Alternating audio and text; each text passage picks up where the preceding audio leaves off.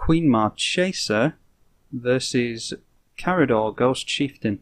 We have 3 lands in hand and we're on the draw, so I think we're going to keep this. Have to exile is nice, just in case our opponent gets something really good. Although it's more likely that they're going to load up their graveyard before they start reanimating things, obviously. Because Karador, during each of your... Well, actually, why don't I pass turn to my opponent before I start rambling off about what the commanders do. Alright. Karador is a 3/4, 4, 5, 6, 7, 8 mana in junk. It costs 1 less for each creature card in your graveyard, and during each of your turns you may cast 1 creature card from your graveyard. So we will get down a Chieftain. Our opponent plays Stony Silence. Activated abilities of artifacts can't be activated. So it would be nice to get that off the battlefield so that we can actually use the Chieftain. But we are playing Queen Marchesa, a 3/3 Death Touch Haster for 4 mana in Mardu. And when it enters the battlefield, you become the Monarch. At the beginning of your upkeep, if an opponent is the Monarch, you create a 1/1 black assassin creature token with Death Touch and Haste. So basically we have upside whether we are the Monarch or not, although in all honesty it is better for us to be the Monarch. Monastery Mentor goes well with Innocent Blood because when we cast a non-creature spell we get a 1/1 monk creature token, and I wonder if they're going to bother killing the Chieftain with Khazali Pride Mage there. A tutor is not terrible. I don't think I want to use Innocent Blood yet because they'll just sack the Fierce Empath, and they've already fished something out with Fierce Empath, that is Sun Titan. Would have been nice to get a land there, to be honest, so that we could get out Marchesa. I think we just passed the turn. We can Vampiric Tutor for a land and then get a token off the Monastery Mentor and block the Fierce Empath if it comes in again for 2. Bloom Tender is really good in 3 colour decks. Bloom Tender taps for each mana amongst coloured permanents you control, and we have a 3/3 coming in, so let's go for... scratch that, why don't... Yeah. I think I will go for a Vampiric Tutor, get these triggers on the stack.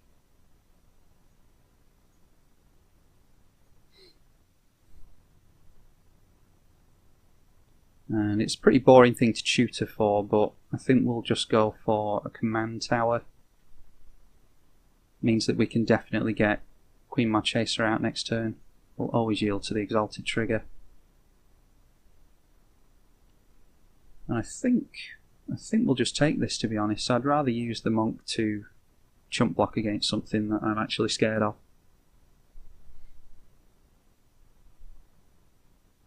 Okay, so there we go. We can get Queen Marchesa out. This might just eat removal.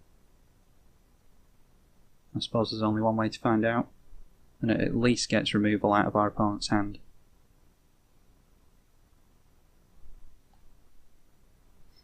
Pass the turn, not going to swing in. I'm going to leave up Marchesa as a blocker.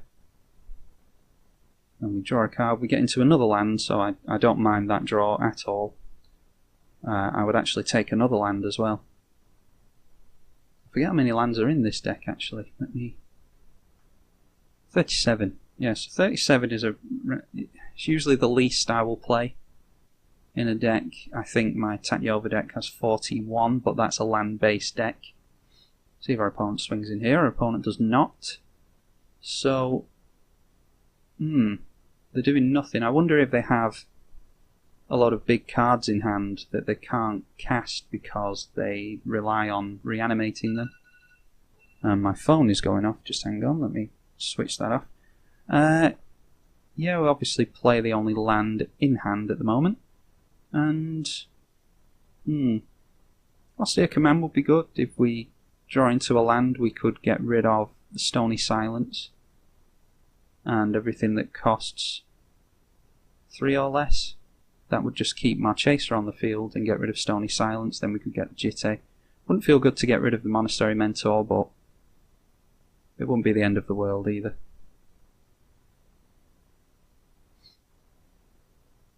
I think, to be honest, we just want to sit back on Lightning Helix and Path to Exile. I don't even want to swing in here, to be honest. As soon as we threaten to kill Khazali Pride Mage, they're just going to react with killing the Jitte anyway. So I don't mind sitting back on the incremental card advantage. We'll always yield to the Monarchy trigger, and we get into another land. That's 2 lands for each Monarchy trigger so far. Or 1 land from each Monarchy trigger, and 2 lands in total.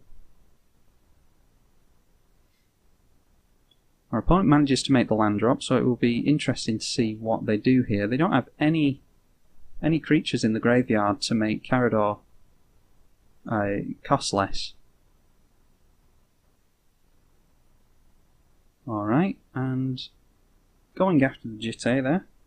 So maybe our opponent is about to wipe the board for some reason. Oh no, just getting it back with the Sun Titan. Okay.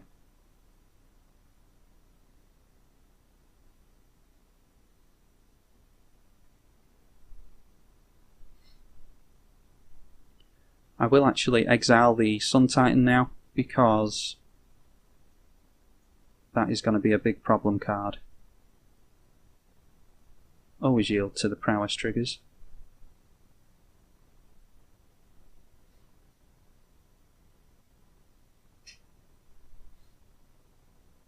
And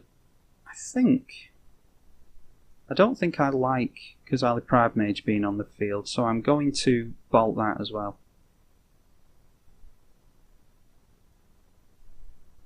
There we go. So now we can at least begin to think about swinging in with some, and there we go, even more mana. So I think we're fixed with mana for the rest of this game.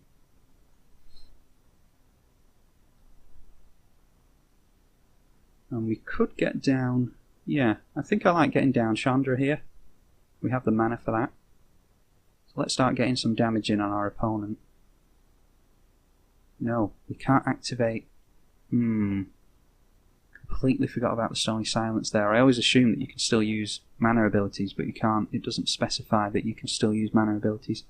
Alright, well that's not the end of the world. We can still swing in with... Yeah, I think I'm okay with leaving back 3 creatures. Our opponent can chump if he wants to. Fierce Empath is in the graveyard, making Karador even cheaper. And,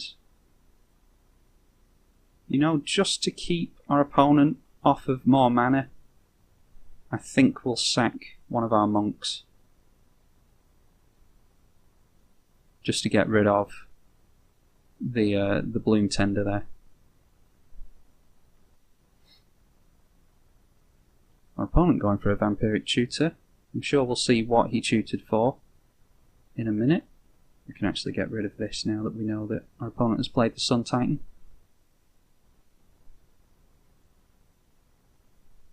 Always a good sign when our opponent doesn't know what they're tutoring for, and they take quite a while, but it looks like our opponent there knew what he wanted. It just took him a little while to find it.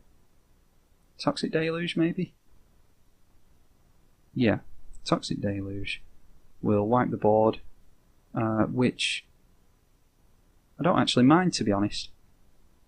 We still have the Monarchy, we're still getting the card advantage, and if we lose it we can just replay Marchesa. That is quite a nice draw. So we've got a land, that'll be 1, 2, 3, and then 1, 2, 3, 4, 5 and 6, so we can go into Council's Judgment and then Chandra. So let's go for that. Why don't I just play this first to make sure that we get the right amount of coloured mana. And I hate how Modo loads your deck up so small. We can just go for a straight plains, I think. No, we'll go for a plateau. That will be, we can get 2 red just off the Graven Cairn, so white, white, there we go, and now we can use our artifacts again. 1, 2, 4, 5 and 6, and we are just going to, I actually like these 2 cards in hand, so I'm just going to go for some damage here. This is straight up 6 damage to our opponent. And we'll pass the turn. Always yield to Chandra. Bitter Blossom is also very nice, especially seeing as how we're only 5 life below what we started at. Our opponent should be a point at casting Karador soon. What will it cost? 3 less. So that'll be 6 mana. No, it won't. It will be 3, 4, 5 mana. And our opponent has nothing in hand, doesn't even bother to try and cast Karador. I think this is yet another instance in which our opponent gives up too easily. But our opponent knows the deck better than me, maybe they had terrible cards in hand. We win.